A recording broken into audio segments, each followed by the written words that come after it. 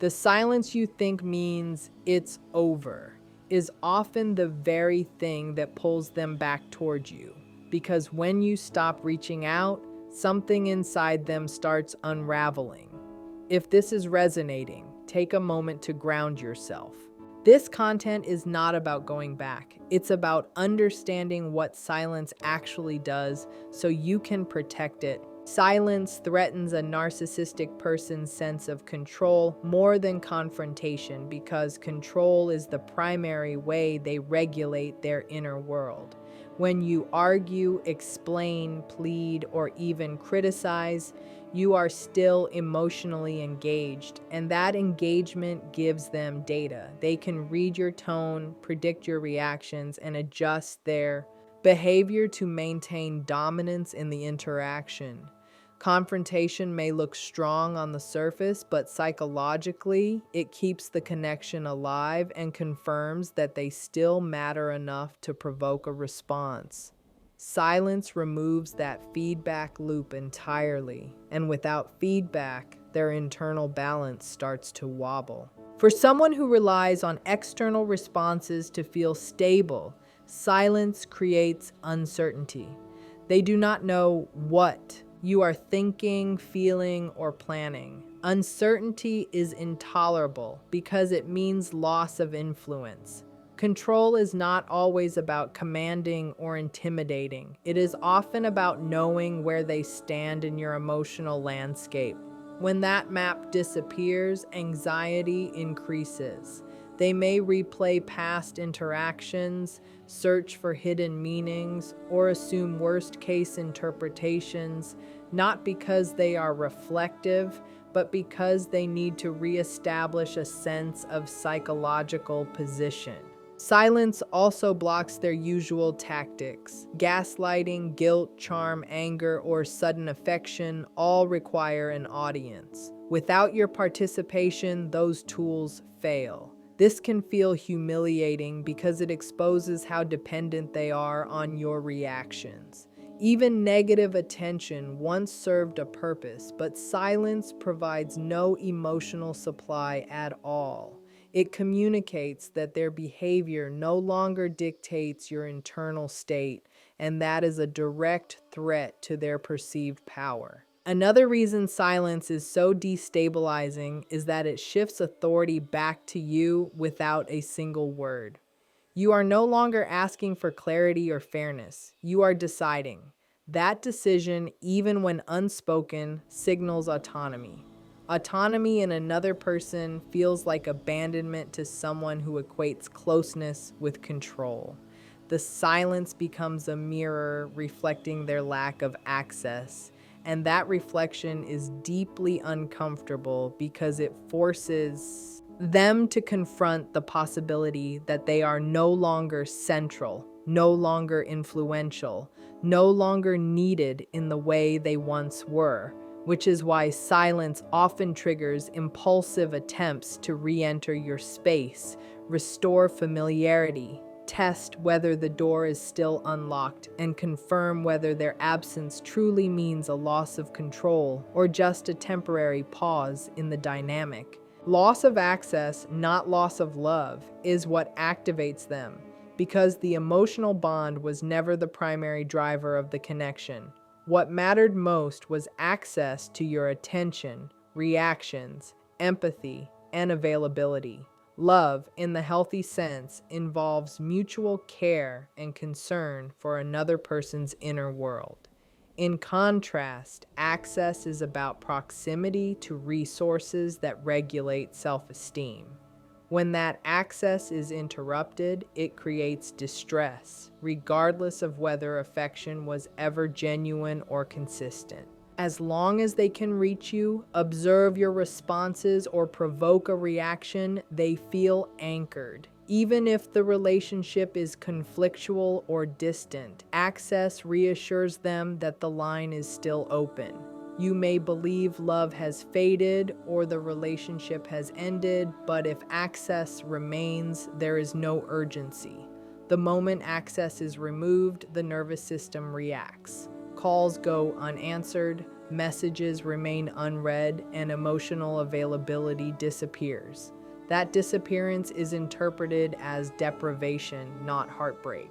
This is why grand declarations or emotional apologies often follow periods of no contact. These are not signs of emotional awakening. They are attempts to restore access. Once access is regained, the urgency often fades because the underlying threat has been neutralized. The pattern can feel confusing, especially if you assume contact equals care.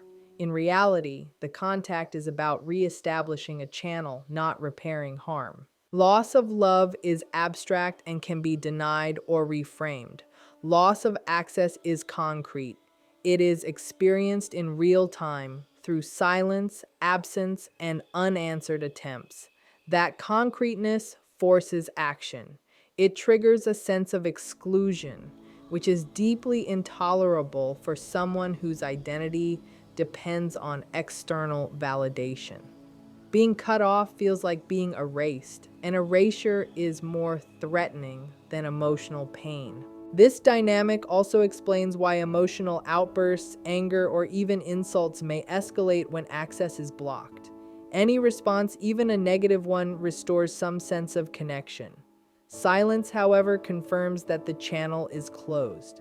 That closure is what activates pursuit, not longing, not reflection, and not remorse. The goal is not to rebuild intimacy, but to regain entry into your emotional space, reassert presence, and confirm that they still exist in your awareness. When you understand this distinction, their sudden reappearances stop feeling like mixed signals and start making psychological sense, revealing that access, not affection, is the true driver behind the behavior. Triggers are rooted in ego injury, not emotional insight, because the internal experience is less about understanding what happened and more about how the situation reflects on their sense of self. Emotional insight requires the capacity to reflect, tolerate discomfort, and consider another person's perspective. Ego injury, by contrast, is immediate and reactive. It arises when their self-image is threatened, challenged, or exposed as less powerful, admired, or central than they believe it should be. When you withdraw, detach, or stop responding, it is not experienced as a mutual ending or a natural consequence of behavior. It is experienced as a blow to identity. The mind moves quickly to questions like, how could you do this? What does this say about me, and how does this look? These questions are not about repairing a bond. They are about restoring a damaged self-concept. The emotional surge that follows can feel intense, but intensity should not be mistaken for depth or growth. Because ego injury is intolerable, it demands immediate regulation. Reaching out becomes a way to soothe that injury. Contact offers the possibility of reassurance, attention, or even conflict, all of which confirm relevance. Emotional insight would involve sitting with the discomfort, recognizing patterns, and accepting responsibility. Ego injury bypasses that process entirely. The behavior is driven by urgency, not understanding. This is why contact after silence often feels abrupt or disconnected from past harm. There may be no acknowledgement of what led to the distance, no curiosity about your experience, and no sustained accountability. Instead, there is an attempt to reset the dynamic as quickly as possible. The priority is not repair, it is relief. Relief from the feeling of being diminished, dismissed, or replaced. Ego injury is also why the timing of their contact can feel strangely self-centered. They may reach out when they are bored, criticized elsewhere, or experiencing a drop in validation. Your silence becomes more triggering in those moments because it coincides with vulnerability in their external world. You are contacted not because they have reflected on the past, but because the injury has resurfaced and needs regulation. Understanding that these triggers are rooted in ego injury helps explain why promises often dissolve once contact is reestablished. The injury has been soothed, the urgency subsides, and without genuine insight, there is no internal motivation for change. What looked like realization was actually reactivity, a short-term response to discomfort rather than a meaningful shift in awareness or behavior. Your emotional neutrality is more powerful than anger or pleading because it removes the emotional fuel that keeps the dynamic alive. Anger, even when justified, still signals investment. Pleading communicates vulnerability and a desire to be understood. Both provide information, leverage, and reassurance that they still occupy space in your emotional world. Neutrality, on the other hand, offers nothing to grasp. It is not coldness or cruelty. It is the absence of emotional supply, and that absence is deeply destabilizing. When you stop reacting, they cannot easily read you. There is no tone to analyze, no intensity to provoke, no emotional hook to exploit. This lack of feedback creates uncertainty, and uncertainty triggers anxiety. They may escalate behaviors, alternating between charm and hostility, because those strategies once worked. When neither produces a reaction, the sense of control erodes further. Emotional neutrality communicates that their actions no longer dictate your internal state, and that is far more threatening than anger, which still revolves around them. Neutrality also signals self-regulation. It shows that you are no longer outsourcing your emotional balance to the relationship. For someone who depends on others to regulate their sense of worth, this shift feels like abandonment, not dramatic abandonment, but quiet disconnection. Quiet disconnection leaves no argument to win and no narrative to control. It simply exists, and its finality is hard to dispute. Another reason neutrality is so powerful is that it disrupts the push-pull cycle. Anger invites defense or counterattack. Pleading invites temporary reassurance. Neutrality invites nothing. It closes the loop. Without emotional escalation, there is no rhythm to the interaction, and without rhythm, the dynamic loses momentum. This often leads to sudden attempts to re-engage, not out of care, but out of discomfort with the void. Neutrality is frequently misinterpreted as indifference, but it is actually a boundary in emotional form. It says, without words, that you are no longer available for regulation, repair attempts that lack accountability, or emotional volatility. This boundary can provoke contact because it challenges the assumption that you will always react. It forces them to confront a reality where their presence does not automatically create emotional movement in you, and that realization can feel like invisibility. Invisibility is one of the most threatening experiences for someone whose sense of self relies on being emotionally impactful, which is why emotional neutrality often triggers renewed attempts to break silence, regain relevance, and test whether that neutrality is real or just another phase in the familiar cycle. External validation shifts often provoke sudden reach-outs because their sense of stability is closely tied to how they are seen, affirmed, and reflected by others. When admiration, attention, or approval from the outside world fluctuates, it creates an internal imbalance. This imbalance is not processed quietly or internally. It is managed by seeking reassurance from familiar sources. If you were once a reliable mirror for validation, Your absence becomes more noticeable during these dips, making contact feel urgent again. Validation from new people or environments can be exciting at first, but it is often shallow and inconsistent. It lacks the emotional familiarity and predictability that long-term connections provide. When that newer validation fails to land, or when it stops reinforcing the image they want to maintain, anxiety increases. At that point, reaching back to someone who once offered consistent emotional responsiveness becomes an easy way to stabilize their self-image. The contact is less about you and more about restoring equilibrium. These shifts can happen after criticism at work, rejection in another relationship, social comparison, or even a perceived slight that others might brush off.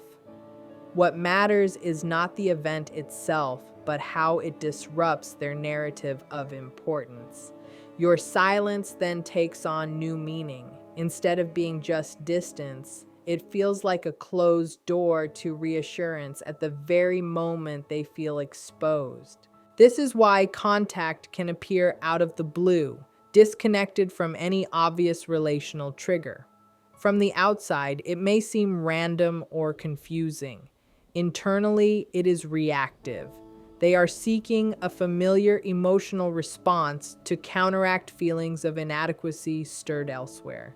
Even a brief exchange can serve that purpose by confirming that they still matter, that they can still elicit attention, and that their influence has not vanished. External validation shifts also explain why these reach-outs often lack depth or follow-through. Once the immediate discomfort passes, the motivation fades. The contact was never about rebuilding connection, it was about momentary relief. When you respond, even neutrally, it may temporarily soothe the insecurity, reinforcing the behavior. When you do not, the discomfort lingers longer, sometimes escalating attempts. Understanding this pattern helps make sense of why silence can provoke contact precisely when you are least thinking about them. It is not coincidence or intuition. It is timing aligned with their internal instability.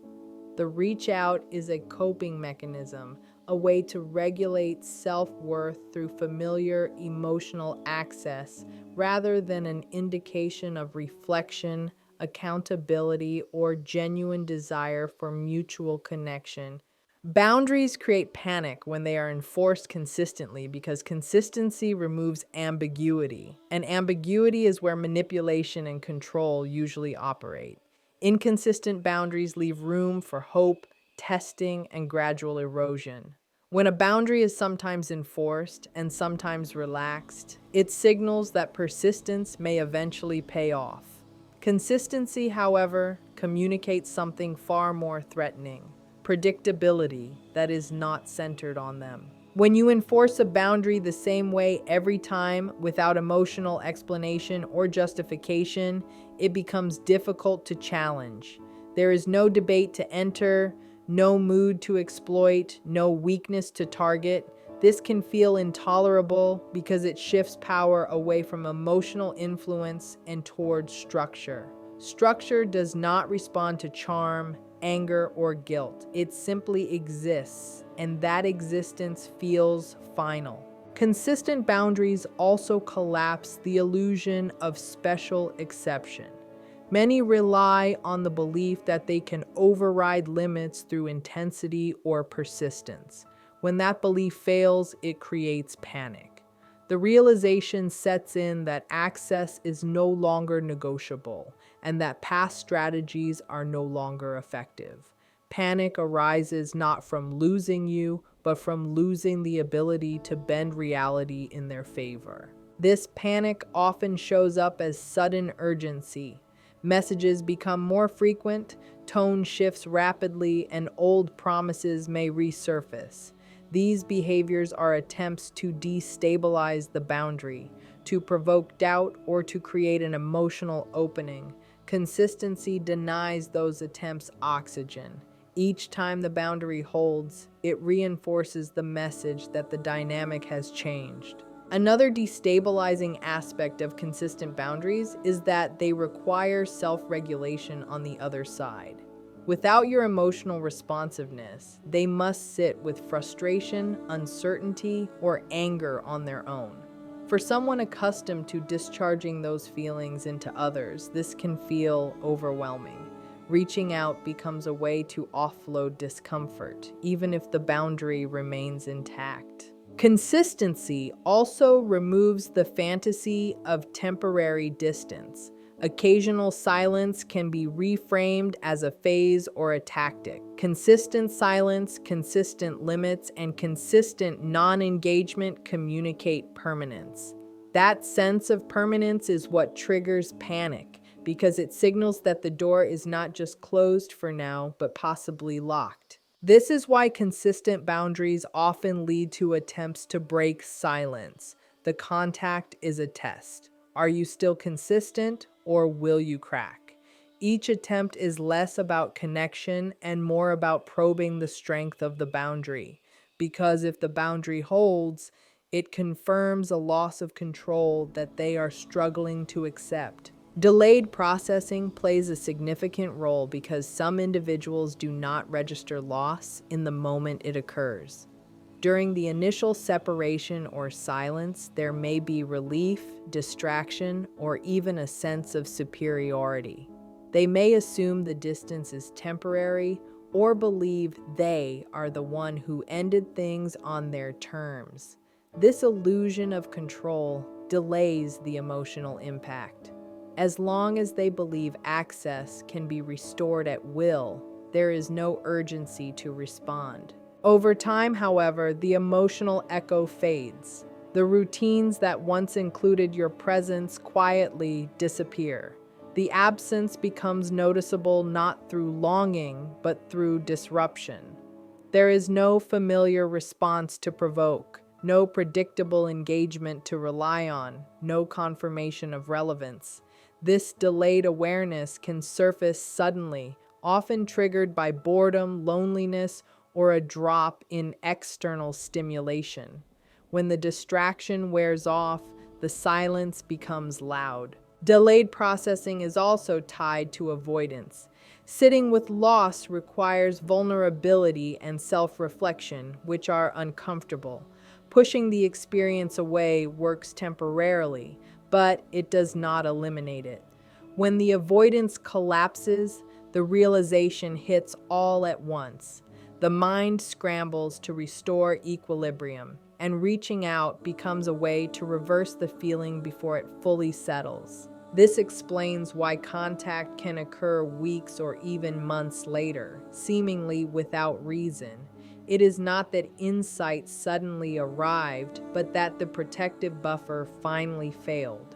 The delayed contact often carries a sense of urgency or casualness, as if testing whether time has reset the dynamic. The hope is that enough time has passed for the silence to be overlooked or for the connection to be reactivated without addressing what caused the distance. Delayed processing also allows narratives to form. They may convince themselves that the silence was mutual, accidental, or insignificant. Reaching out becomes a way to confirm that story. If you respond, it validates the belief that nothing was truly lost. If you do not, the reality of loss becomes harder to deny.